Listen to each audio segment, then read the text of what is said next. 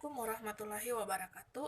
Perkenalkan, nama saya Rahmatia Puyo. Saya dari jurusan Pendidikan Pancasila dan Kewarganegaraan kelas A semester 2. Baik, saya akan menyampaikan materi saya mengenai isu-isu dan masalah global dalam kaitannya dengan kepentingan nasional. Nah, sebaliknya, masyarakat internasional itu masih menunggu bagaimana resolusi konflik Uighur dan bagaimana Cina untuk menyelesaikannya di tengah sorotan mata dunia. Anti globalisasi dan bangkitnya pemimpin kanan jauh di berbagai negara, khususnya di Eropa, merupakan salah satu fenomena yang tersendiri dalam dekade ini. Nah, dulu globalisasi ini meminimalkan peran negara dalam lalu lintas modal, baik itu barang, uang, orang, sehingga individu. Bayangkan seperti tinggal di dalam globalisasi flat tanpa sekat-sekat negara. Yang terjadi adalah individu hidup di dalam global market yang harus bersaing sendiri-sendiri tanpa perlindungan negara. Kontrak sosial negara kontrak negara yang dipertanyakan ketika pengurangan hambatan dalam segma perdagangan bebas yang menghasilkan sebuah persaingan.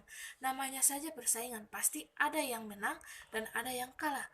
Kaum globis hingga sementara waktu menguasai dunia dengan jargon perdagangan bebas, global government, dan global demokrasi. Nah, termasuk juga kaum finansial yang mengatur dunia lewat Wall Street dan pusat-pusat keuangan dunia lainnya. Individu yang kalah akhirnya marah dan mencari pemimpin yang bisa mengembalikan teman-teman perlindungan negara untuk berlindung dari serbuan persaingan global. Apalagi setelah krisis pengungsi yang sampai mengoyoh APBN negara-negara Eropa. Warga negara Eropa marah, saya capek bayar pajak yang menikmatinya Afrika yang tidak saya kenal. Nah, di Amerika dalam konteks yang berbeda, rakyat Amerika Serikat mencari perlindungan dari relokasi industri, sebuah barang impor dan tenaga kerja murah di Amerika. Yang marah bukan lagi kaum kulit hitam yang berwarna, tapi kaum kulit putih juga yang marah, yang merasa terancam. Inilah yang menjadi pemicu terjadinya Trump yang di Amerika yang dipimpin kanan jauh di Eropa. Walau sebelum menjadi pemenang, sejumlah partai kanan mendulang suara cukup signifikan di Jerman dan di Italia. Nah, salah satu puncak dari anti globalisasi adalah Brexit di Inggris yang semakin terang jalannya setelah kubu proses Johnson kembali memenangkan pemilu. Nah, kita harus siap dengan eskalasi perlombaan senjata, khususnya nuklir. Nah, karena pihak yang dulu meningkat perjanjian ini, maka kini mengundurkan diri. Yang paling serius tentu Amerika Serikat yang menarik diri dari kesepakatan senjata nuklir. Nah, dari jarak menengah, pembuatan rudal jarak antara 500 sampai 5.000 km, maka INF adalah perjanjian yang ditandatangani Presiden Amerika Serikat Ronald Reagan yang dipimpin Soviet Mikhail Gorbachev pada 1987. Nah, selain itu perkembangan persenjataan membuat dunia makin panas. Rusia telah mengembangkan hypersonic missile sistem dan yang damai Avergan. Kehadiran Avergan membuat aircraft carrier atau yang kita kenal kapal induk yaitu kapal induk daya jaya. Bicara kapal induk, Cina tengah membangun kapal induk. Cina telah membangun kapal induk. Kini Cina memiliki 2 kapal induk aktif dan sedang dalam produksi. Diperkirakan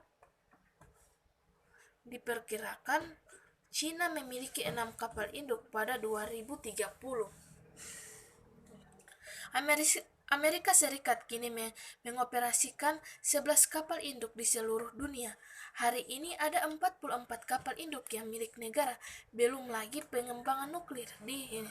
3 isu tersebut hanyalah highlight dari sejumlah isu-isu global yang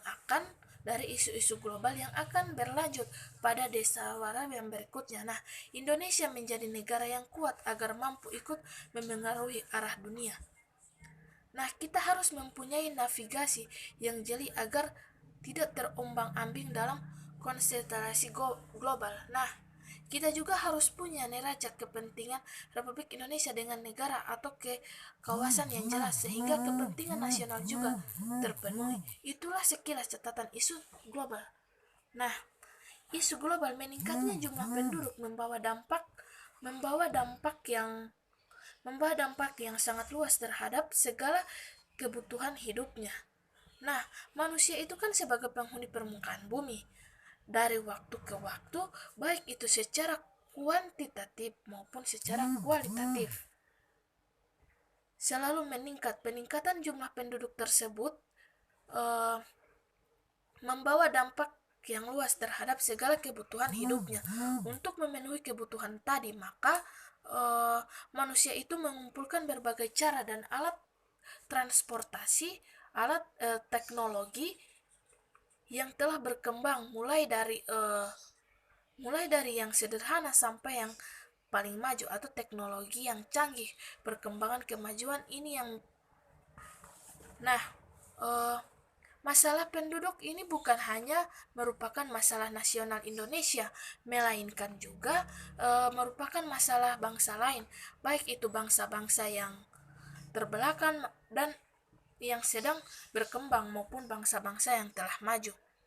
Nah, persoalan-persoalan ketidakseimbangan antara pertumbuhan dan jumlah penduduk dengan ketersediaan bahan pangan, lapangan kerja, serta perumahan pemukiman yang merupakan masalah kesejahteraan bukan hanya masalah yang menimpa bangsa Indonesia, melainkan dialami oleh seluruh bangsa yang ada di dunia. Nah, oleh karena itu, masalah inilah yang dapat dinyatakan sebagai masalah global. Salah satu upaya untuk mengatasi masalah penduduk yaitu dengan melakukan program keluarga berencana dengan mengatur jumlah anggota keluarga demi kesejahteraan masing-masing keluarga. Upaya inilah yang tidak hanya dilakukan oleh bangsa Indonesia, melainkan juga dilakukan oleh bangsa-bangsa dunia ini. Pelaksanaan program keluarga berencana tidak lancar seperti yang telah direncanakan dan diharapkan. Masih menghadapi berbagai masalah. Oleh karena itu, program ini melainkan upaya pemecahan masalah pada pelaksanaannya juga masih merupakan masalah global. Perserikatan Bangsa-Bangsa sebagai organisasi dan lembaga dunia yang sangat memperhatikan masalah tersebut.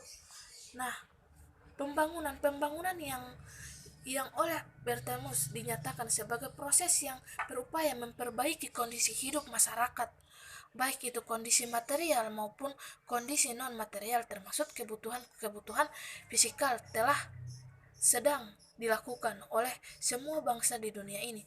Namun demikian, karena pada pelaksanaannya melibatkan segala sumber daya, baik itu sumber daya alam maupun sumber daya manusia.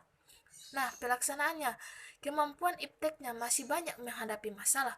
Oleh karena itu, pembangunan sebagai upaya pemecahan masalah kesejahteraan masyarakat pada sisi lain masih menjadi masalah. Kenyataannya, demikian masih dialami oleh sebagian besar bangsa-bangsa yang ada di dunia. Dengan demikian, pembangunan sebagai satu masalah juga menjadi masalah global. Yang berikut tentang mengenai migrasi. Perpindahan penduduk itu kan lingkungan dan sumber daya dan Sumber Daya. Undang-Undang Republik Indonesia Nomor 4 Tahun 1980 merupakan permasalahan globalisasi. Nah, itulah penyampaian dari saya. Apabila dalam penyampaian saya ada yang kurang berkenan, saya mohon maaf. Wabillahi taufik wal hidayah. Wassalamualaikum warahmatullahi wabarakatuh.